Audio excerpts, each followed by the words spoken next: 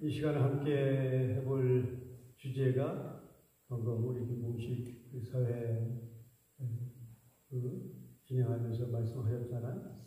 육군청정과 육바람일에 대한 어떤 내용인데요.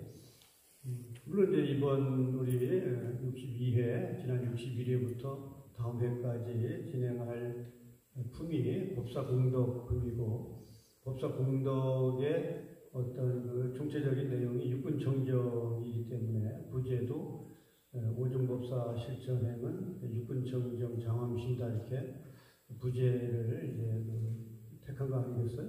그래서 육군청정은 실질적으로 우리가 내일 아침에 독경하게 되는 내용이긴 하지만 안이비설신의죠. 우리가 육군, 그래서 아까 우리가 법화삼매 참의 끝에도 우리가 육군 참회가 나오잖아요. 그래서 눈으로부터 불선해서 어떻게 귀로부터 쭉 나오는 그러한 어떤 허물 부분을 조금 바로 잡고 더 나아가서 육군의 어떤 청정을 이루어서 그런 부제 나오죠. 부모로부터 물려받은 육신으로 해탈할 수 있다 이런 구절이 나오는데 참 엄청난 말씀이죠. 우리가 금강경은 부처님과 수고리가 이제 서로 대화를 나눈 내용이잖아요. 공에 관한 가장 해박하다 그래서 해공제인 수고리와 부처님과의 어떤 이렇게 대화 내용으로 구성되는데 부처님께서 수고리에게 묻죠. 30 이상으로 부처를 볼 수 있느냐라고 물었을 때 수고리는 볼 수 없습니다 이렇게 답을 해요. 왜 그러냐 했더니 30 이상은 실상이 아니기 때문입니다. 그런 이제 이 내용을 서로 대화를 나누는데 30 이상은 부처님만이 가질 수 있는 상호인 거예요. 그러니까 30 이상 즉 부처님과 사실 같다라고 봐도 다름이 아닐 것인데 또 불구하고 30 이상으로는 부처를 볼 수 없다. 즉 부처님이 가지고 있는 30 이상은 부처가 아니다. 그런 얘기잖아요. 그런데 법화경에 와서는 30 이상도 아니고 그야말로 우리가 부모로부터 물려받은 육신을 통해서 해탈 지견할 수 있다. 이렇게 사실 또 반전의 어떤 말씀을 하시는 거 아니에요. 매우 중요한 의미가 있기 때문에 우리가 법사공덕품은 실제로 우리가 육군에 사실 끄달려서 사는 거잖아요. 그러니까 육군을 잘 다스리면 우리의 삶이 편안해질 수 있는 거예요. 육군을. 그래서 우리가 사실 번뇌의 어떤 실질적인 숫자를 108이라고 우리가 얘기해서 108번뇌 얘기를 하잖아요. 그래서 우리가 참회 어떤 예경할 때도 천배하는 사람도 있고 삼천배하는 사람도 있지만 일반적으로 우리가 108배는 익숙하게 하는 거잖아요. 이게 일종의 108 참회의 어떤 의미고요. 그런데 이 108이라는 숫자가 나오는 게 육군과 관계가 있잖아요. 그러니까 육군이 대상을 만났다 해서 경계를 만나고 그 경계가 어떤 인식을 했다 해서 식입니다. 그러니까 육군이 육경을 만나서 육식을 만드는데 이 육식이 대개 보면 좋다 나쁘다 그저 그렇답니다. 그러니까 좋다 나쁘다 그저 그렇다고 그걸 판단하는 것은 별 문제가 아닌데 꼭 좋다는 것을 느끼면 받아들이고 싶다 하는 생각을 갖게 돼요. 그리고 나쁘다라고 하는 인식으로 식이 만들어지면 버리려고 하는 생각이 만들어지고 그리고 그저 그렇다는 정도의 어떤 인식이 만들어지면 무관심하게 됩니다. 그래서 육군이 육식을 만드는 것이 6가지로 된다. 그래서 66이 36이 되죠. 그래서 이거를 과거도 그렇고 현재도 그렇고 미래도 그렇다. 그래서 이게 36 곱하기 3 하니까 108이라는 숫자가 나오는 거예요. 결국은 우리가 육군이라고 하는 것을 어떻게 다스리냐라고 하는 것이 어쩌면 수행의 총체라고 봐도 과언이 아니고요. 특히나 이 법사공덕품에서는 육군청정을 말씀하고 있기 때문에 눈으로부터 얻을 수 있는 공덕을 800가지, 뭐 귀로부터 얻을 수 있는 것이 1200가지. 뭐 이렇게 해서 쭉 그 육군 청정의 어떤 내용을 쭉 설명을 하는 내용으로 구성되어 있는 거죠.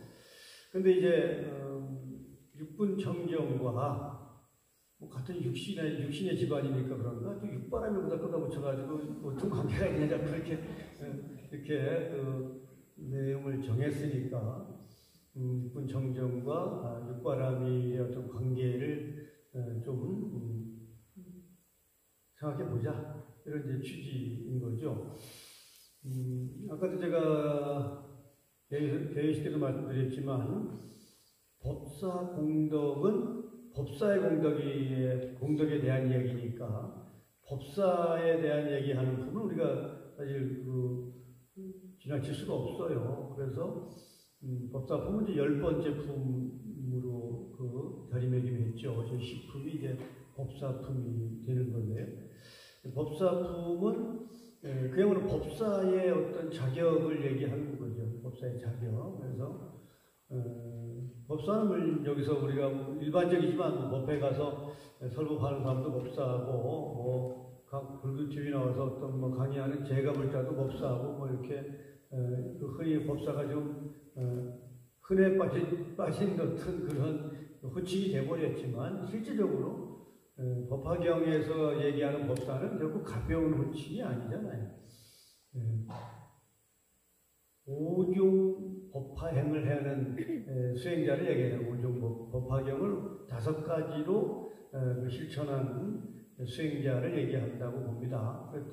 그렇다고 봤을 때 오종은 물론 법화경을 수지하고 독하고 송하고 해설하고 서사하는 5가지 영역을 얘기하는 거지만 법사의 자격을 얘기하는 어떤 실질적인 내용은 열애실, 열애의, 열애좌죠. 그러니까 열애의 방에 들어가서 열애의 옷을 입고 열애의 자리에 앉아야 이게 법사다 이제 이렇게 표현하는 거예요. 거기에 앉아서 이제 그런 요건을 갖춘 다음에 오종행을 해야 그게 진정한 법사 공덕으로 이어질 수 있다 이 말씀이잖아요. 그래서 제가 이제 이번 62회에 이 시간을 이제 이렇게 프로그램을 짜면서 육군 청정과 육바람이에 관련된 어떤 연관성을 좀 찾아보자라는 취지에서 이 시간을 마련했기 때문에 제가 육군 청정에 따로 설명할 수도 있고 육바람이에 따로 설명할 수 있지만 그 연관성을 한번 찾아보자는 취지에서 이제 이 시간이 마련됐다는 점을 다시 한번 전제해 말씀을 드리고 싶습니다. 자, 우리가 육바람이는 뭐 너무나 단단한 얘기잖아요. 보시, 지계, 인용, 정진, 선정, 반야, 지혜를 얘기합니다. 자, 이것을 이제 6 실천 수행 방법인데 우리가 흔히 이제 수행의 첫 단계는 성문이에요. 성문. 이제 성문으로부터 이제 수행에 이제 입문을 합니다. 그래서 성문은 크게 이제 4단계로 이제 세분화를 해서 우리가 흔히 성문사과라고 하는 말을 써요. 성문사과에 보면 수다원, 사다함, 아나함, 아라한 이렇게 되어 있어요. 그런데 수다원 성문의 첫 단계를 수다원이라고 하는데 이 수다원을 예류과 그럽니다. 예류, 그러니까 예비 우리가 예비자에다 흐를 유자 그리고 결과 과실과자를 써서 이제 예류과라고 그래요. 그러니까 어떤 흐름에 예비 후보가 됐다. 뭐 그런 의미죠. 물론 여기서 이제 흐름은 당연히 성불의 흐름을 얘기하는 거예요. 성불의 흐름에 예비 후보가 됐다. 이제 그런 의미니까 이제 수행의 첫 단계를 들어옵니다. 근데 부처님께서는 법화경에 그런 말씀을 하시죠. 성문승에게는 사제를 설했다. 그래서 모든 일체의 괴로움으로부터 벗어나도록 했다. 이렇게 이제 말씀하시죠. 이건 뭐 법華経도 말씀하시고 화성육표도 말씀하십니다. 자, 그러니까 이 성문과에서 배우는 게 사제인데 사제는 고집 멸도죠. 고제, 집제, 멸제, 도제입니다. 그러니까 이 성문에서 설하신, 성문을 대상으로 설한 이 사제법을 통해서 얻어지는 최고의 수행 경지는 괴로움으로부터 완전히 벗어나는 겁니다. 그래서 그걸 해탈이라고 하고 열반이라고 하고, 그러니까 성문 사과 중에 마지막이 아라한이잖아요. 그러니까 아라한은 우리가 서품에서 읽었듯이 이미 누가 다하여 다시 번뇌가 없으며 일체 속박에서 벗어나서 자신을 이롭게 하는 것을 모두 성취한 마음이 자제한 자들이었다. 사람들이었다. 이렇게 설명합니다. 그러니까 아라한가까지를 등극하면 더 이상 걱정, 근심, 괴로움으로부터 벗어나요. 거기 끄달리지 않습니다. 좋은 거예요, 나쁜 거예요? 갑자기 속상하네. 대답을 안 해. 아니, 늦은 시간에 나와서 얘기하는 게 불쌍하지 않아요? 그래도 시원하게 해보시오. 네? 그러니까 걱정, 근심, 괴로움으로부터 벗어났다는 것은요, 이게 보통 좋은 게 아니에요. 그죠? 네. 이게 성문 사과인 아라한가까지만 등극하면 이미 이루어진다는 거예요. 그래서 더 이상 속박에서 벗어나서 이제 그 해탈이라고 하고 또 열반이라고 해요. 그러니까 해탈이라는 말은 모든 장애로부터 해방됐다 이런 뜻이고요. 열반은 이제 그 니르바나가 어머니인데 어떤 자기를 이렇게 짓눌렀던 뚜껑을 확 열어제쳤다고 그런 뜻으로 해석하는 인도말이에요. 그러니까 이 사제법을 통해서 고집멸도, 괴로울 고자, 모일집자, 멸할멸자, 건널도자를 해서 이제 사제라고 얘기하는데, 아니 법화경에서도 그걸 순서를 고집멸도 이렇게 하셨으니까 그 순서를 제가 건방지게 바꾸자고 주장할 수는 없는데요. 제 개인적으로는 이 사제는 고집멸도라고 순서를 정하는 것보다는 집고도멸이라고 순서를 정하는 게 훨씬 좋겠다는 생각을 개인적으로 해요. 왜냐하면 이 사제의 그 기본적인 설법의 취지는 뭐냐면 모든 괴로움은 반드시 소멸할 수 있다는 게 기본이에요. 그런데 이것을 고집멸도라고 하다 보니까 괴로움은 이 집이 이제 사실 한번 보면 모일 집자거든요. 모였다는 이제 집합할 때 집자란 말이에요. 그런데 이걸 사제를 설명하는 거 보면 괴로움은 집착이다. 그래서 집착을 멸하면 또 괴로움에서 또 벗어나진다. 이렇게 이제 설명을 한단 말이에요. 그래도 결국 뭐가 나오고 숙제가 집착을 어떻게 해야 멸하는가라고 하는 어떤 기본적인 그 숙제가 하나 나온 거예요. 그런데 부처님은 사제는 그런 취지에 설명하신 게 아니거든요. 그러니까 모든 괴로움은 소멸될 수 있다. 왜? 원인이 있기 때문에. 그러니까 괴로움 실체가 있는 것이 아니라 괴로움의 원인이 모였다. 그래서 그 괴로움의 원인이 흩어지면 괴로움도 없어진다. 이런 논리에서 사실 사제는 설명을 하신 거거든요. 그러니까 고집멸도라고 하는 것보다는 집고도멸이라고 했으면 훨씬 더 우리가 괴로움을 벗어나는데 용기를 얻지 않았을까 싶은 생각을 해요. 우리가 옛날에 이제 저희도 입단했을 때만 하더라도 이제 내 때는 이제 내 때는 하면 옛날 사람이라고 하는데 아까 우리 때는 이런 신도가 많았잖아요. 이제 우리가 흔히 말하는 이제 정신병자죠. 정신병인데 되게 그 정신병이라는 게 되게 뭐에 근거하냐면 일종의 무병이에요. 이제 귀신과 관련된 어떤 병이 그 정신질환을 앓는 사람들이 이제 부인사를 많이 왔어요. 참 감당 안 됩니다, 진짜. 내가 별걸 다 봤다니까. 못 볼 걸 다 봤지, 내가. 그런데, 그러다 보니까 우리가 흔히 얘기하잖아요. 귀신을 띄어야 된다, 이거예요. 귀신을 떼야 된다. 왜? 귀신이 붙었다고 생각을 하는 거예요. 귀신이 붙었다고 생각하니까 떼야 된다고 생각을 하는 거예요. 그죠? 근데 실제로 무병은 귀신이 붙은 게 아니거든요. 그 귀신이 붙었다고 하니까 자꾸 떼야 된다고 하니까 붙은 거 아니까 이게 떼어지냐고. 그러니까 귀신은 뛰는 게 아니라 제자리에 갖다 놓는 거예요. 말하자면 무병은 제자리에 갖다 놓는 거가 무병의 치유 방법인데 그걸 자꾸 귀신이 붙었다고 생각하니까 자꾸 뛰려고 하다 보니 이게 어려워지는 거예요. 그러니까 똑같은 거거든요. 그러니까 사제도 괴로움이 어떤 실체가 있어서 그 실체를 어떻게 해결해야지 괴로움이 끝난다라고 하다 보면 그걸 어떻게 그 괴로움의 원인을 소멸할 것이냐라고 하는 문제는 굉장히 진짜 뜬구름 잡는 건 똑같은 거거든요. 맨 땅에 헤딩하는 건 똑같아.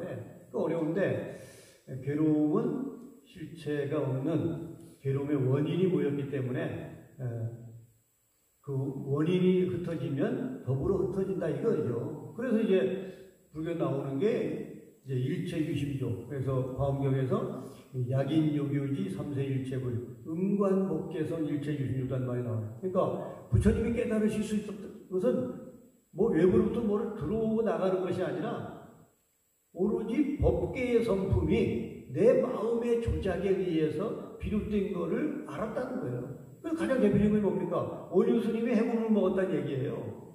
그죠? 예? 네? 실제로 보면 좀 각색된 거거든요.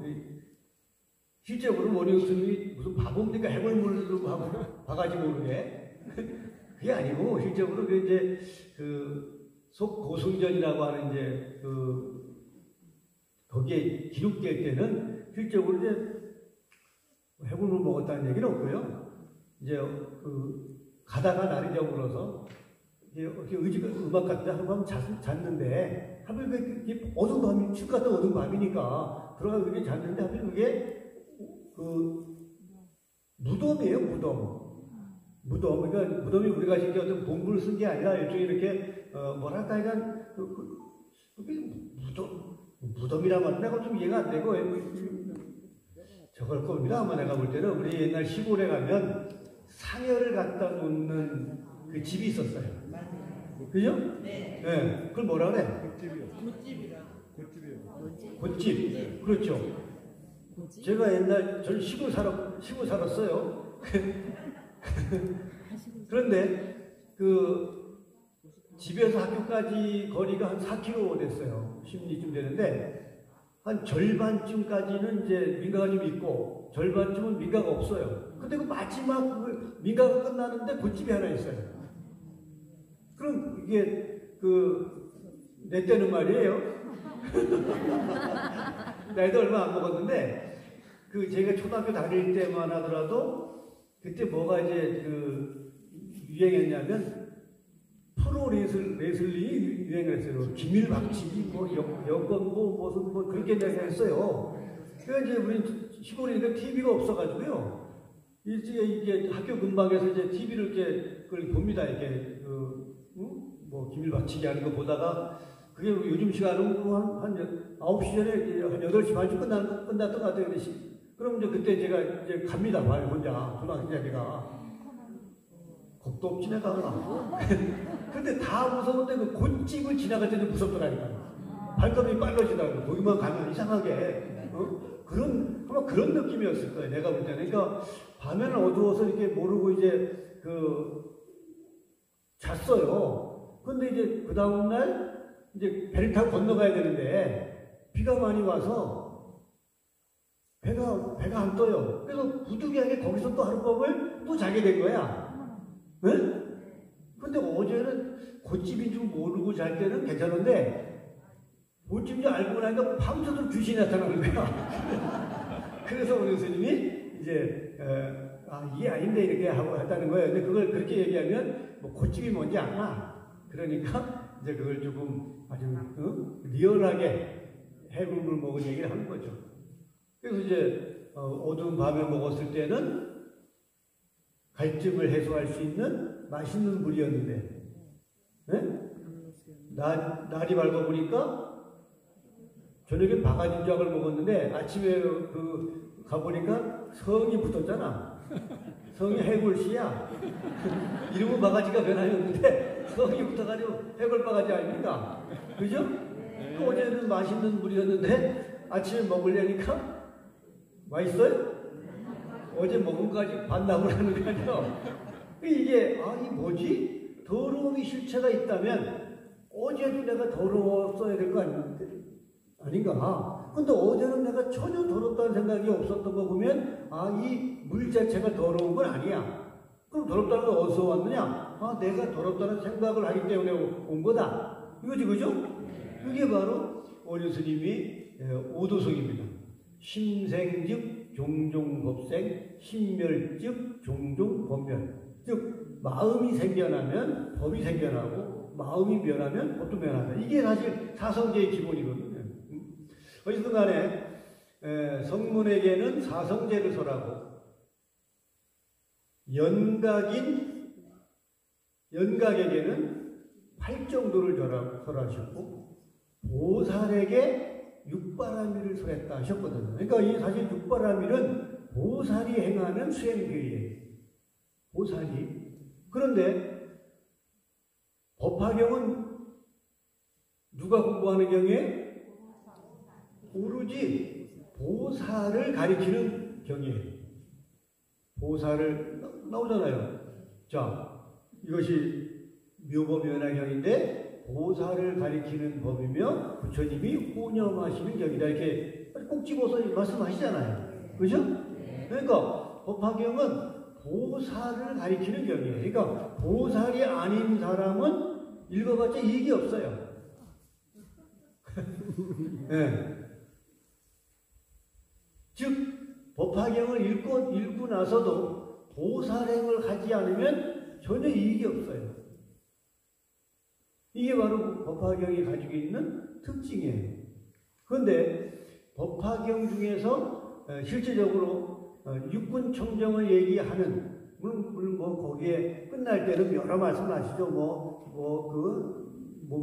대중이 뭘 얻었다는 거 이게 다 나오긴 하지만 실질적으로 법화경을 실천해서 얻어지는 공덕을 구체적으로 얘기하고 있는 품은 사실 우리가 지금 공부하는 법사 공덕품이 좀 유일해요. 나머지는 그냥 애둘러서 이렇게 수기를 받은 이후에 얻어지는 어떤 예상치를 얘기하는 거고, 그죠? 그런데 법사 공덕의 품에서는 실제적으로 이 법화경을 올바로 실천했을 때 얻어지는 공덕을 구체적으로 언급하고 있단 말이에요. 그러니까 이게 바로 이제 육바라밀은 오로지 보살에게 설하여서, 그러니까 보살 다음에가 이제 뭐예요? 응? 보살 다음에가 꿀먹은 봉어리? 보살 다음에가 부처입니다. 그러니까 부처는 내가 항상 얘기하잖아요. 부처는 그러니까 보살까지는 수행 계유예요. 수행을 해서 만드는 거예요. 수행을 해서 만드는 게 보살까지예요. 근데 보살 위에 사실 이 부처가 있기 때문에 부처도 그렇게 만들어지는 거 아닌가 싶지만 실제적으로 부처는 만들어지는 게 아니에요. 부처는 만들어지는 게 아니고 보살행을 해서 그냥 저절로 만들어지는 거예요. 그래서 이 사생 중에 태란 습은요. 태는 태로 태이는 거죠. 나는 알로 태이는 겁니다. 습은 습기로 태이는 거예요. 그런데 화생은요. 진짜 그 불교 사전에 보면 화생은 뭐라고 되어 있냐면 보살이 성불하는 거 이렇게 되어 있어요. 그러니까 부처가 태어나는 전형적인 모습이 화생이에요. 화생. 그런데 제가 화생에 대해서 이제 그 계세지 한번 여쭤본 적이 있거든요. 화생은 어떻게 이해를 해야 됩니까? 그러니까 그님께서 어린 저에게 들려줬던 말씀은 불을 구하고자 하면서 나무를 문질렀을 때 불이 일어나는 것 같다 이러셨어요. 그러니까 나무를 문지르면 불이 나지만 그 불이 왜 나는지는 사실 설명하기가 어려워요. 그죠?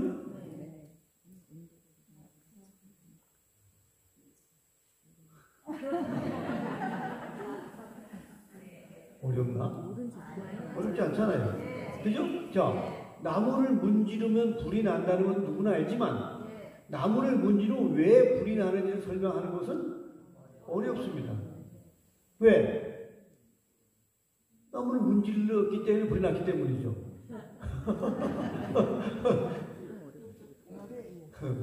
그러니까 나무를 문지른다라고 하는 노력에 의해서 열이 나고 그 열이 어느 순간 불이 되는데 이건 사실 논리적으로 설명하는 것은 그냥 뭐 그래 마찰 열이 발생하고 마찰 열이 불을 낸다 이렇게 설명하는 정도로 부족한 거지 그게 마찰 열이 왜 불이 되는데 이거 사실 설명하기 어려운 거예요.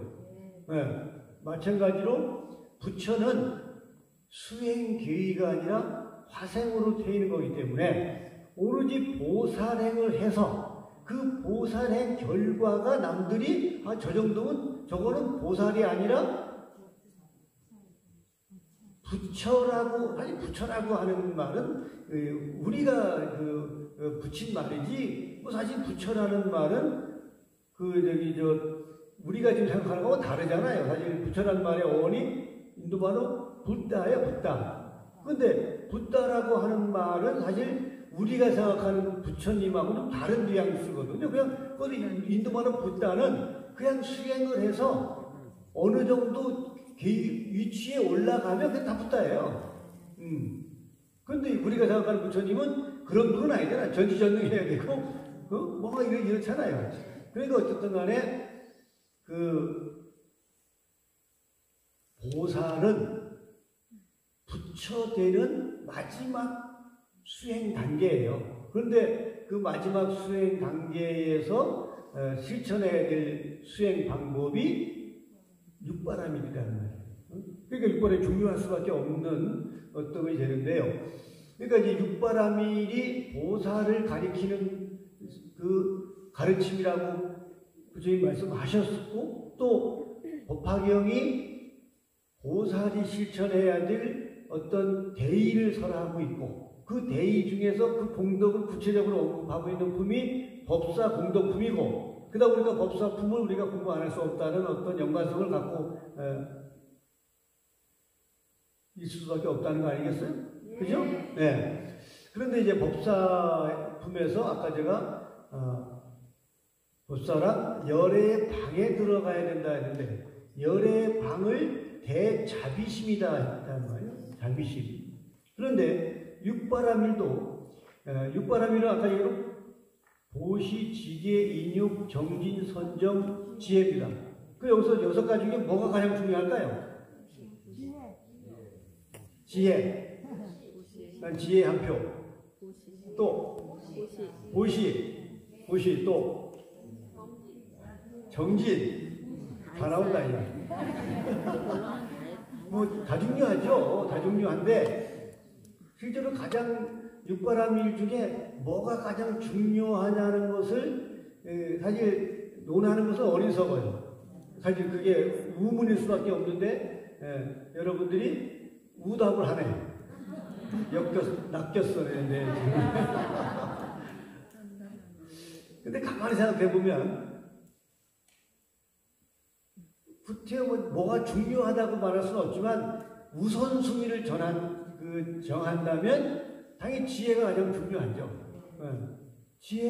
지혜가 있어야 뭐를 어떻게 하는가를 알 수 있을 거 아니에요. 그죠? 네. 아로의 면장을 하니까. 아로의 면장을 하니까 아는 게 중요해요. 그렇다고 봤을 때 지혜가 중요한데 그 지혜는 반드시 뭐와 짝을 이루어야 생성될 수 있냐면 선정과 짝을 지어야 지혜가 발현될 수 있어요. 그러니까 여기서 육바라밀에서는 선정과 지혜를 짝꿍으로 묶어야 됩니다. 그죠? 왜? 선정은 맑은 호수고요. 지혜는 맑은 호수에 나타난 보름달이에요. 선정은 맑은 거울이고 지혜는 맑은 거울에 비춰진 사물이에요. 자, 짝을 이룰만 하죠? 네. 난 너랑 안 놀려면 이루어질 수 없어요. 같이 놀아야 됩니다. 그러니까 선정과 지혜는 아주 삽살궁합이에요. 같이 짝꿍을 이루어야만 됩니다. 그래서 선정과 지혜를 육바람에서 한 친구로 묶어두고, 그래서 이게 뭐를 해, 아래 면장을 한다는 말이 있듯이 지혜가 중요합니다. 지혜. 그런데 아래 면장한다는 말도 있지만 부뚜막에 소금도 넣어야 짜다는 말도 있어요. 구슬이 서말해서 뼈에 보인다는 말도 있어요. 그죠? 네. 아르면 뭐해? 아르면 뭐해? 아무 데 쓸모없잖아요. 네? 실천해야 되기 때문에. 그럼 실천은 뭐야? 보시입니다. 보시. 그죠? 육바람일에서 실천은 뭐로 이어져야 되냐면 보시로 이어져야 돼요. 아시겠어요? 네. 뭐로 이어져야 된다고요? 보시요. 대답으로 이어져야 돼. 그러니까 육바람일이 순서로 따진다면 지혜 선정이, 지혜가 중요합니다. 근데 중요하면 따진다면 보시가 중요해요. 그죠? 근데 보시는 뭐에 근거한 보시해야 되냐는 거죠. 그렇죠. 자비에 근거한 보셔야 돼요. 네? 아시겠어요? 네. 그러니까 보시는 자비에 근거해야 돼요. 그러니까 우리가 뭔가를 보시하고 생색을 내면 그 자비에 근거한 보시가 아닙니다. 뭔지 아시겠어요? 네. 그래서 무슨 끝없이 무주상 보시를 강조하신 이유도 자비에 근거하지 않은 보시는 보시가 아닌 거예요. 그러다 보니까 최소한 자비를 어떻게 실천할 것인가를 조목적으로 설명하고 있는 것은 계입니다. 계.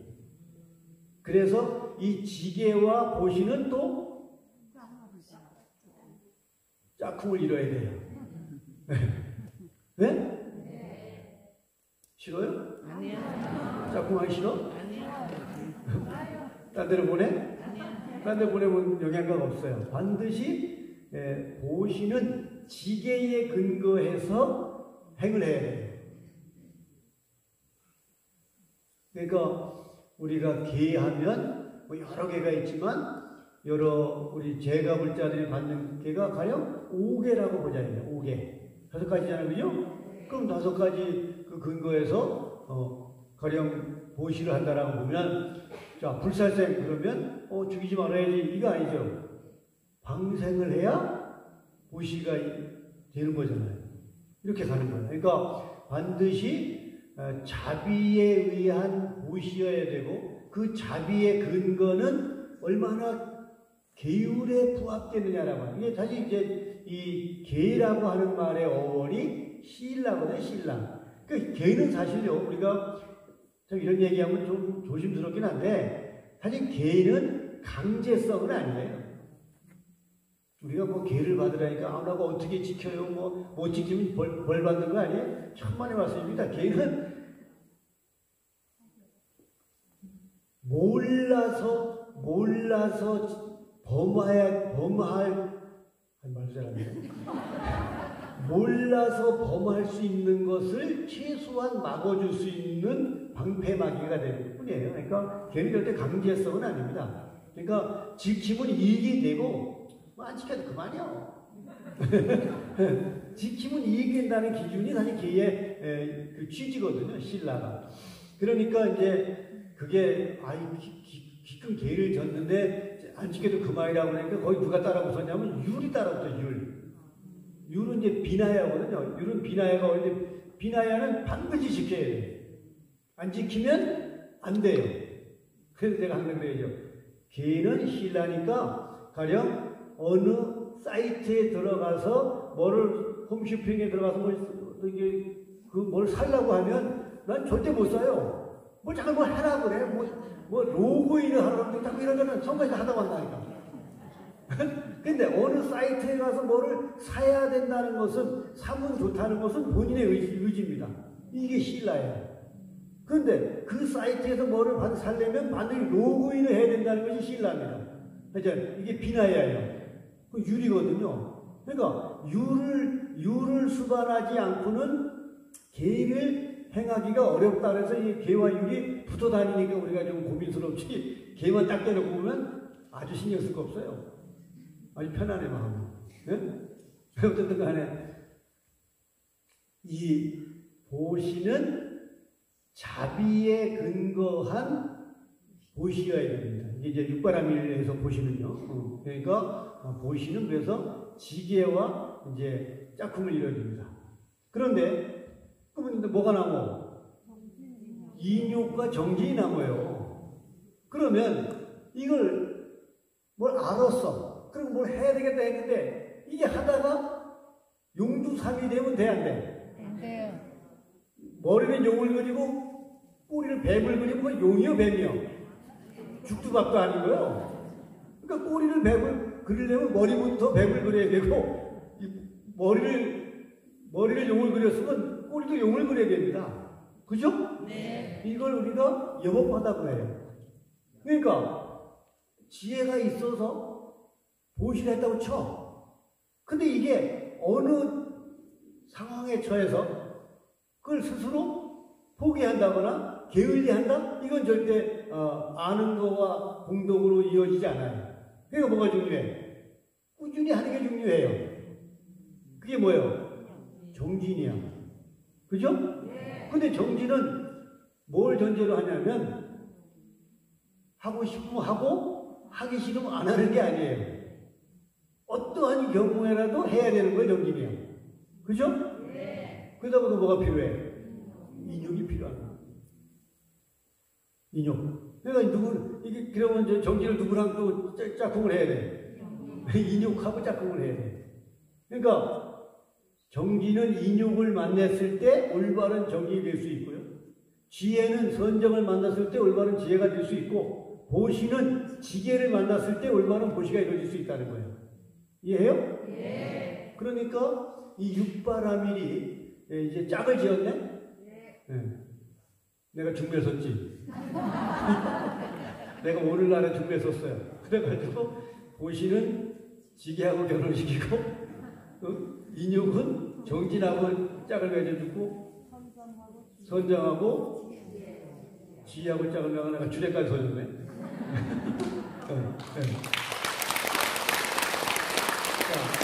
그러니까 자 이제 법사공덕품 갑니다. 이제 우리가 연관성을 찾아야 되니까 법사공덕품에서 열의 법사란 열의 방에 들어야 된다 했어요. 그 열의 방은 뭐라 했어요? 대자비심이다 했단 말이에요. 대자비심. 대자비심이 열의 방이라 했으니까 보시 지계와 열의 실과 법사공덕품에서 연관을 지으면 이게 아주 또 적절합니다. 그죠? 자, 열의 방에 들어가서 열의 옷을 입으라 하셨거든요. 열의 옷은 뭐라 했어요? 유화의 욕심이야. 어떠한 어려움이 있어도 능히 참아. 그래서 인욕의 갑옷을 입어라 했다. 인욕의 갑옷을 입어라 했단 말이에요. 그 정도로 이 인욕하는 것은 쉽지 않아요.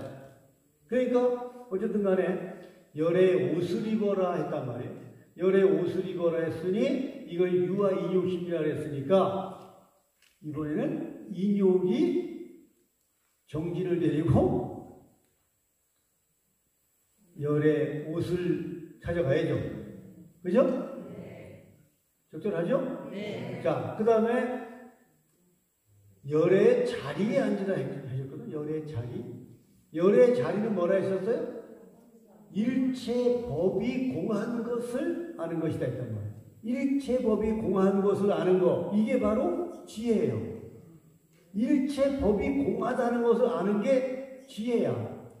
그 우리는 지혜롭지 못하다는 것은 뭐야? 일체 법이 공하지 않다고 믿는 거예요. 네? 네. 뭔지 아시겠어요? 네. 부처님은 일체 법이 공하다고 했는데 안 공해. 나는 안 공해.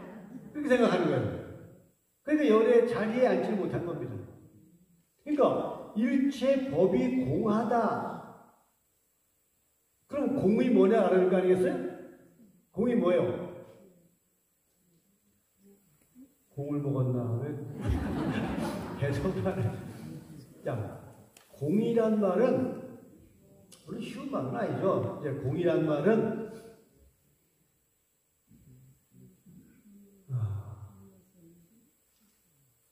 그렇지. 공이란 말은요, 모든 것이 연기 속에서, 연기는 여기서 말하는 굴뚝에 난 연기는 아닙니다. 어떤 인연 속에서 존재한다는 게 공이에요. 네. 그러니까 즉 홀로 존재하지 않는다. 홀로 존재하지 않는다는 게 공이고, 모든 존재는 오로지 어떤 연기라고 하는 관계 속에서만 존재한다는 것이 공이에요. 그러다 보니까 공을 완벽하게 깨달으면 나와 남이 좀 내가 존재할 수 있는데 네가 일정한 연관성이 있고 너로 인해서만이 내가 존재할 수 있다는 것을 알게 돼요. 그 더 나가서는 그러다 보면 너와 나가 둘이 아니라는 것까지 진도가 나가요. 네? 그러면 야, 너와 나가 둘이 아니라고 하는 것을 알으면 남한테 욕을 할 수 있어요, 없어요? 누가 침 뱉는 건데, 그죠? 네. 절대 나와 남이 둘이 아니라고 하는 사실을 완벽하게 깨달으면 남한테 절대 싫은 소리를 못합니다.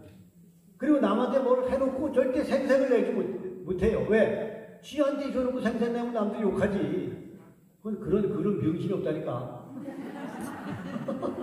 지한테 해놓고 뭐 생색을 내냐고. 그런데 우리는 꼭 나와 일체 법이 공하다는 걸 모르니까 너는 너고 나는 나야.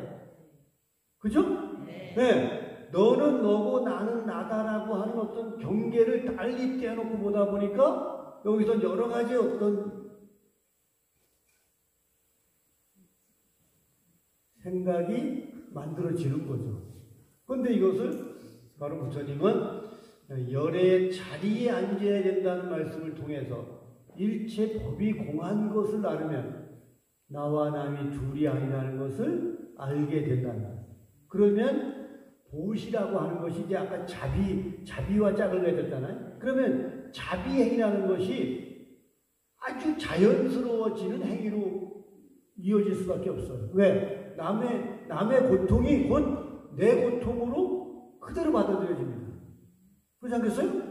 네. 그래서 우리가 이 공 얘기할 때 나오는 게 공명조잖아요. 공명조. 몸은 하나인데 머리는 둘이야. 그 우리가 머리가 둘이니까 둘이라고 생각을 하기 때문에 둘이 다투는 거 아니에요. 그래서 오죽하면 둘이 다투다가 한 놈이 분한 마음을 먹고 그 나머지 머리를 죽이려고 독이 묻은 과일을 주워 먹어서 같이 죽는다는 결론에 이르는 아주 슬픈 얘기예요. 그러니까 우리는 머리가 둘이니까 둘이라는 데 익숙한데 부처님은 몸이 하나니까 하나로 바라다라는 말씀을 하시고 싶은 거예요. 이해하죠? 그런데 이것은 어떤 그 공부를 해야 되느냐? 일체 법이 공하다는 것을 알아야만 만들어지는 경계예요. 우리가 아무리 내가 둘이라고 하나라고 얘기해도 뒤에 가서는 둘인데 시작하고 하나라고 한다니까. 이게 설득이 안 돼요.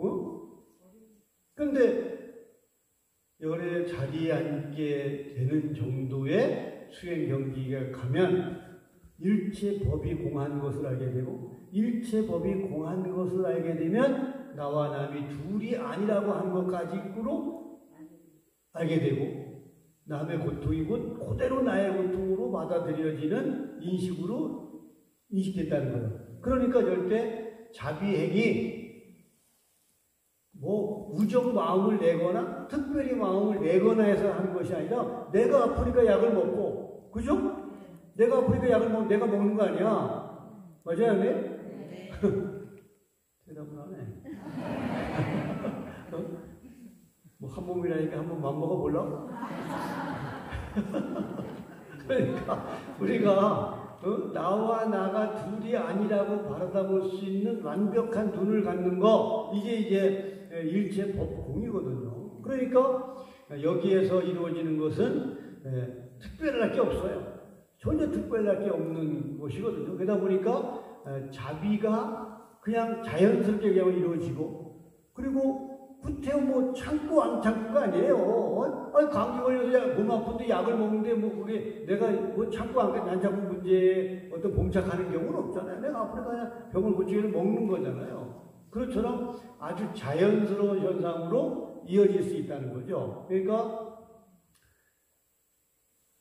법사품에서 부처님 말씀하신 법사의 자격 요건인 열애실, 열애의, 열애좌는 바로 대승보살을 위해서만 설했다는, 대승보살에게 대상으로 설했다는 육바라밀의 행위와 어떤 실천 행과 닮아도 너무 닮았어요. 그죠? 또 인정 안 해? 이해를 하고 인정을 안 하면 내가 이해하겠는데, 이해도 못하면서 인정을 하라니까 내가 아주 미치겠어. 어쨌든 간에, 자, 보시와 지계라고 하는 육바라밀의 두 실천 방법은 반드시 자비를 근본으로 하는 보시여야 된다는 거죠. 자비를, 그러다 보니까 우리가 맨날 좋은 말만 하는 게 자비가 아니에요. 네? 네. 그죠? 네. 맨날 이래도 좋고 저래도 좋고 이건 자비가 아니에요. 진짜 잘못된 거를 바로 잡을 때는 추상같이 뭔가 잘못된 것을 바로 잡을 수 있어야 이게 일종의 자비의 어떤 모습일 경우도 없잖아 있다는 거죠. 왜? 기회니까. 그래서 자비의 기초된 자비를 근간으로 하는 보시가 비로소 열애실이라고 하는 완벽한 자비로 이루어질 수 있다고 보고요. 열애 옷을 입으라고 했으니 어떠한 경우도 참고 나아가는 노력의 어떤 모습이 열애 옷으로 연결지을 수 있다고 하는 상관성을 우리가 만날 수 있고요.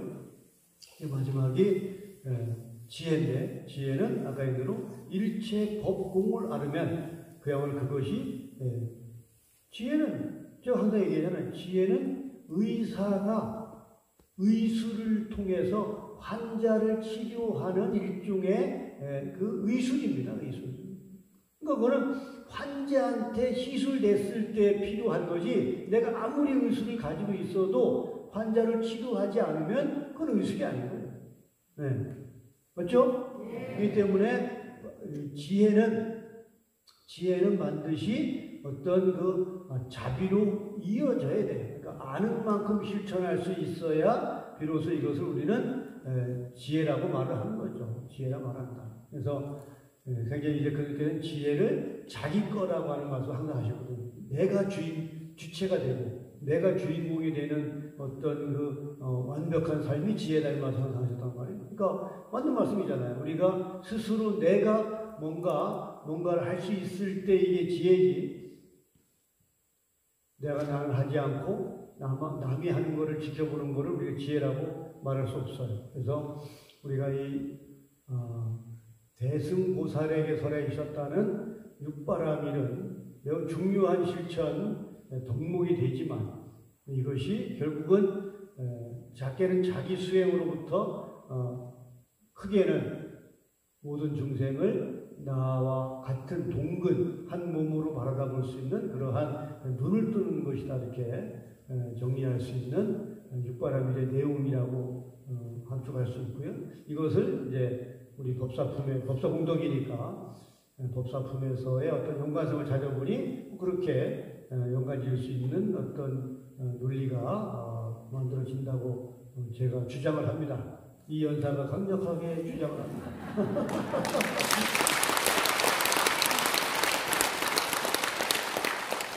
그리하면 이제 육군이 청정해진다. 육군이 청정해진다. 그러니까 우리가 육군 청정의 어떤 그 내용이 항상 나오죠. 뭐 눈으로 이런 거를 봐도 눈이 상하지 않고, 귀로 이런 거를 해도 귀가 상하지 않고, 그죠? 비글이 상하지 않고, 안글이 상하지 않고, 이렇게 그 말이 많이 나옵니다. 그러니까 거기 보면 어떤 거를 받아들일 때 집착하지 않기 때문에 상하지 않는다는 거예요. 집착하지 않기 때문에. 그런데 우리는 꼭 육군이 뭐를 보면 꼭 집착을 하죠. 좀 받아들이거나 버리려고 하거나 뭐 이렇게 뭔가 꼭 분별심을 내니까 상하는 거죠. 흘려 보내면 될 일인데 흘러 보내지 못하고 고이게 하니까 고이물이 썩는다는 말을 하듯이 고이는 거죠. 그래서 제가 항상 그런 비유라 이 말씀을 드릴 때 그 항상 이 겨울에 이제 곧 겨울이 다가오면 이제 겨울에 그 수도관을 얼지 않게 하려면 두 가지 방법이 있습니다. 두 가지가 아니고 여러 가지 방법이 있겠네. 뭐 열선을 갖다 대도 되고 뭐 이불을 뒤집어 덮어도 되니까 여러 가지인데 가장 쉬운 방법은 전체 뭡니까? 흐르게 조금 틀어놓는 거죠. 네? 근데 그것도 불안하면 물을 아예 빼버리는 겁니다. 그럼 터질 일이 없어요. 그죠? 물을 빼버리면 터질 일이 없다니까. 흐르는 거는 진짜 이게 뭐 한 영하 5도 정도 타고 틀어놨는데 영하 20도 되면 얼어버린다니까요. 빼야 돼. 빼야 됩니다. 빼면 얼을 일이 없어요. 어디 좀. 그래서 항상 제가 그 다이어트 얘기 요즘 자주 하는데, 예전에 방송에 다이어트 얘기했잖아요. 다이어트란 말을 제가 그 방송하려고 사전 찾아봤거든요. 다이어트라고 하는 영어 사진 찾아보면 다이어트니 식단이라고 되어 있어요. 식단. 네, 우리는 뭐 다이어트하고 그냥 뭐 살 빼는 거라고 생각했는데 살 빼는 거하고 전혀 관계없는 식단이다. 이게 식단. 그리고 결국은 다이어트는 먹는 거를 조절하는 데서부터 그 효과를 기대할 수 있는 거예요. 그죠? 네. 그러다 안 먹으라는 말은 아니에요. 먹고 흘려보내면 되죠. 네? 먹고 흘려보내는 게 뭐예요? 운동을 해야지 뭐 화장실을 왜 가? 운동을 하면 되지 운동을. 네? 제가 평생을 다이어트 한 번 안 해봤지만 몸무게가 맨날 변함이 없습니다. 제가 운동을 많이 하거든요. 네. 믿거나 말거나. 그렇든 간에 흘려보내면 됩니다. 고이게 하지 않으면 되는 거거든요. 그러니까 마음도 그렇고 모든 것이 그런데 이 다이어트가 식단이란 말은 저 그거 찾아보자 일명 충격이었어요. 제가 무식했다 제가. 제가 무식해요 제가. 영어 쪽에 굉장히 제가 취약합니다. 그래서 처음에 가서 방송하면 합성을 들어주기 뭐라고 읽어야지 모르겠다. 그럼 잘 못 들으니까 뺏길래 야 늦차야 너무 안 되니까 이제 쉬운 거 마이웨이 이런 거 이런 거 좀 투자해가지고 투자. 어떤 간에 우리가 몸 다이어트는 몸으로 먹는 것을 조절하면 됩니다. 그죠? 간단해요. 그런데 마음 다이어트는 똑같아요. 뭘 자꾸 먹으면 마음이 비대해져요. 마음이 비대해지면 마음의 병이 생깁니다. 네? 똑같아요. 그죠? 우리가 마음이 비대해지는 건 뭐예요? 생각이 많다는 얘기잖아요. 생각이 많아졌다는 것은 번뇌를 만들어서 나를 괴롭히는 거예요. 그래서 중국의 달마가 초조, 해가가 2조, 승찬대사가 3조인데 3조의 승찬대사가 후학들에게 마음을 이렇게 다스려라고 쓰신 책이 있어요. 이게 이제 신신명이라는 이제 책인데 물론 저는 솔직히 신신명을 다 읽어보지 않았습니다. 읽어보지 않았는데 제가 필요한 만큼 이제 본문하기 위해서 발췌해서 읽은 정도이기 때문에 제가 다 읽었다고 얘기할 수는 없습니다만은 거기에 그런 구절이 나오죠. 지도문안이나 유형간택이라. 단막 증여하면 통연명백이다 하는 말이야.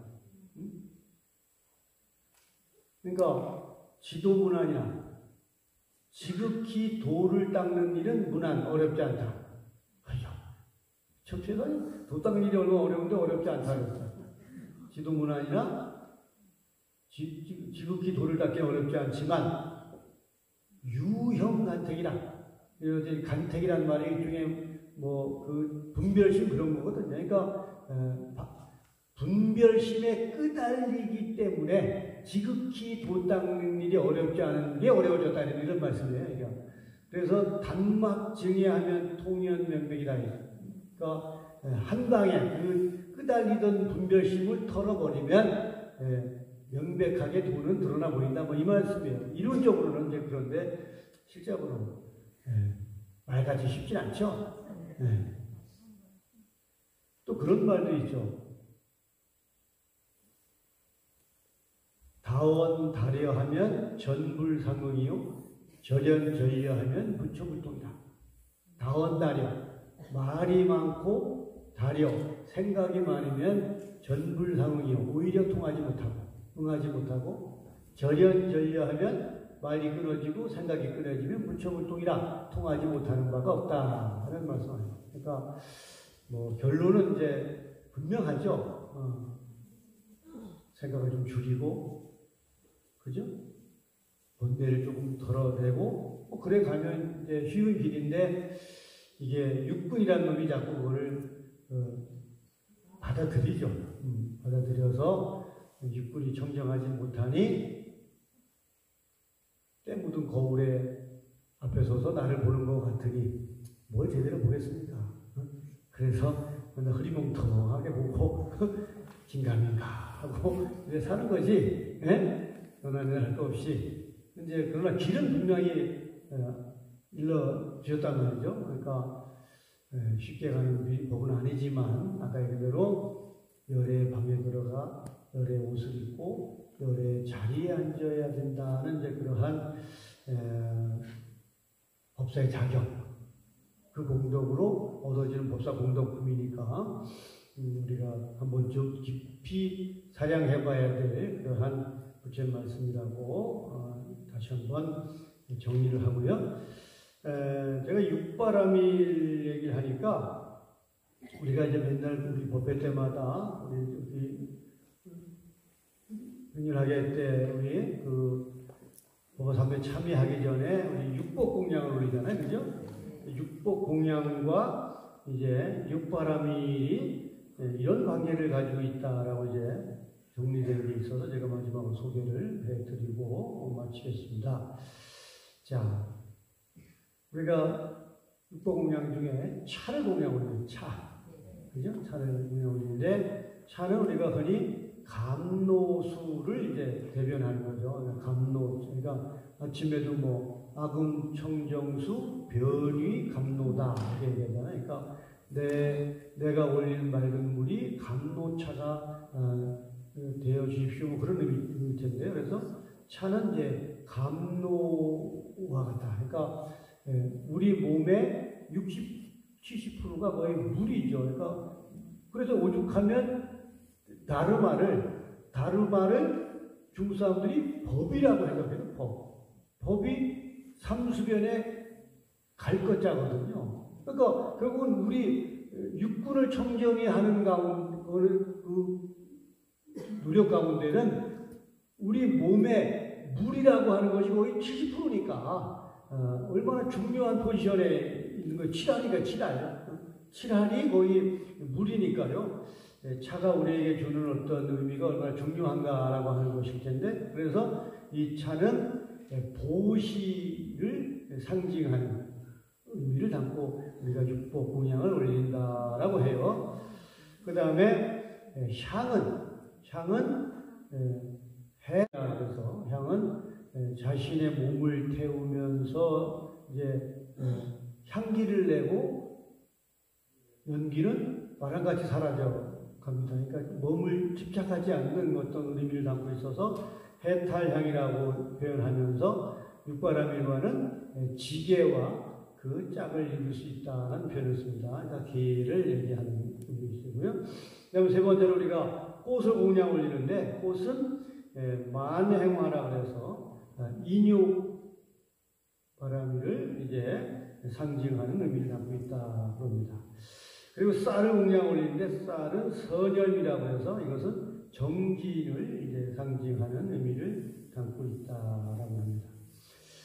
마지막 그 다섯 번째가 이제 과일을 올리는데 과일은 보리과라 그래서 선정을 이제 상징하고 마지막으로 등을 공양하는데 등은 반야, 지혜를 상징한다라고 얘기합니다. 그래서 우리가 육복 공양을 올리는 그 시간이 이제 법화삼매 참의를 하는 그 순서 전에 올리잖아요. 그죠? 그리고 법화삼매 참의 마지막 우리 의식은 뭐예요? 또 한번 할거나. 육군 참여를 하잖아요. 그죠? 안이위설신이 육군 문두로 탐착 색선양 위촉법하여. 그죠? 네. 이렇게. 그러니까 육군을 청정히 하는 것으로 법화삼매 참여는 최종 마무리되는 그러한 순서를 가지고 있어요. 거기에는 그 53주불 이참으로부터 시작해서 물론 이제 법화경 독경도 쭉 가는 순서지만 어쨌든 마지막은 우리가 각자의 몫으로 남겨두잖아요. 각자의 몫으로 남겨둬서 이 참의의 어떤 최종 결과는 육군 청정으로 우리가 귀결되는 의미를 담고 있고 그래서 그 전에 우리가 육바람이를 상징하는 육복공양을 연관지어서 우리가 이해하는 취지에서 육복공양을 먼저 올리고 시작한다 이렇게 말씀을 드릴 수가 있습니다. 다 이해하셨죠? 네. 그러면 뭐니 해도 육군 청정입니다. 안이비설신의 육군 문두로 탐착 색성향 미촉고 하지 말고 착하지 말라는 집착하지 말라는 거죠. 그건 그리고 괴로움으로 가니까요. 그래서 우리 이번 병전하계를 함께하는 우리 법화행자들이 이 시간을 통해서 육바라밀을 실천할 수 있는 더 나아가서 법사의 어떤 자격으로 우리가 거듭날 수 있는 그러한 법화행자 되시길 바라고 그래서 육군 청정으로 해탈 지견하시고 구경 성불하시기 바랍니다. 고맙습니다.